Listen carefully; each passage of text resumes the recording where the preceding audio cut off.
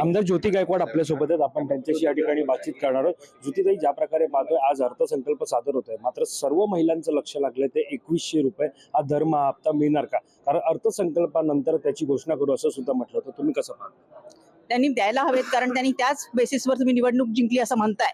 तर 1500 चे 2100 तर करायला पाहिजे. जेव्हा इलेक्शनच्या आधी तुम्ही अग्रिम हप्ता दिला, तुम्ही सगळं त्यांना दाखवले, सगळी गाजरं दाखवली, आणि आता जेव्हा वेळ आली देण्याची तेव्हा तुम्ही म्हणता की 5 वर्ष आहेत. 5 वर्ष जेव्हा तुम्ही प्रॉमिस केलं, तुम्ही आधी दिलं, तर तुम्ही आता देणं हे अपेक्षित आहे, आणि ते सुद्धा 2100 रुपये देणं अपेक्षित आहे. तर तुम्ही लोकांचं फसवणूक करताय, हे सगळं दिसतंय. या अर्थसंकल्पातून तुमच्या अपेक्षा काय आहेत? कारण तुम्ही विरोधी बाकावर आहात. एकंदरीत अर्थसंकल्प म्हटलं तरी निधी सुद्धा मिळतो, विरोधकांना निधी मिळतोय का? आणि मुळात तुमच्या अपेक्षा काय?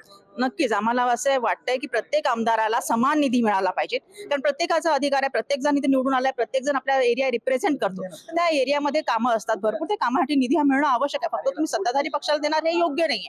आणि त्यांचेच मंत्री म्हणतात जेव्हा की इथे निधीच नाहीये, तर आम्ही कोणी सगळ्यांनी अपेक्षाच करू नका असे सांगताय. तर काय ह्याच्यावर बोलण्यासारखं काही नाहीच आहे. युवकांना मिळालं पाहिजे, शेतकऱ्यांना मिळालं पाहिजे, ज्येष्ठ नागरिकांना मिळालं पाहिजे, महिलांना तर आम्ही ते पण मी त्या दिवशी बोलली की जे आपले संजय गांधी निराधार योजनेमध्ये ज्या महिला आहेत, तुम्ही लाडकी बहीण योजना फक्त ज्या महिला काम करू शकतात त्यांना देताय, आणि ज्या महिला खरंच निराधार आहे, त्यांना खरंच गरज आहे, ते कामही करू शकत नाही, अशा 60च्या वर ज्या महिला आहेत त्यांना तुम्ही त्या जी योजना आहे त्यांचे तुम्ही जे नियम आहे, ते निकष आहे, ते कमी करा, शिथिल करा आणि त्यांना द्या. कारण महिलांना ज्यांना गरज आहे त्यांना देण्याची मला आवश्यकता जास्त. शेवटचा प्रश्न, रवींद्र धंगेकर आज शिवसेनेमध्ये प्रवेश करतात. त्यांचं कारण नेमकं असं समोर येत आहे की कुठेतरी निधी नाही, कामांसाठी ते करतात. तुम्ही कसं पाहताय? नक्कीच, कारण तुम्ही तेच सांगितलं की निधी सगळ्यांना मिळणं अपेक्षित आहे. तर नाही मिळालं, जी माणसं कामं करतात, आपण एरियामध्ये काम करतो, आपल्याला कळतं की किती निधीची आवश्यकता आहे. तर नाही मिळालं तर साहजिकच आहे, आपल्याला फ्रस्ट्रेशन किंवा दुःख होतं की आपण आपल्या लोकांची कामं करू शकत, आणि ह्या कारणासाठी ते जात आहे.